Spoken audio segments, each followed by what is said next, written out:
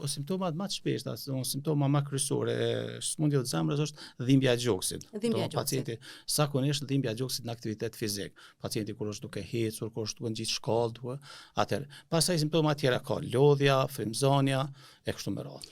Megjithatë këto simptoma ndonjëherë mund të përzihen edhe me sëmundjet mushkrive, çush mundemi me bë dallime pak më qartë? Po, shpesh herë përzihen domthonë me sëmundjet mushkrive, e sidomos edhe me sëmundjet të abdomenit, ose pjesës sipërme të abdomenit, lukthi, i ngatrohen shpesh herë simptomat e zemrës.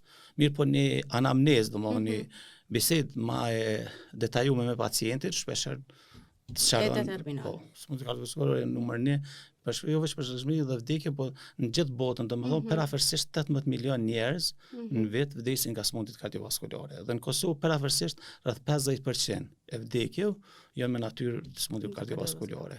E cilët janë faktorët të rrezikut? Faktorët të rrezikut më të shpesh domosdoshmë hipertensioni, si faktori më i madh i rrezikut është, pastaj është diabeti, obeziteti, mos aktiviteti fizik, gjitha këto janë pirja duhanit, alkoolit, trashëgimia normal është faktor shumë i madh.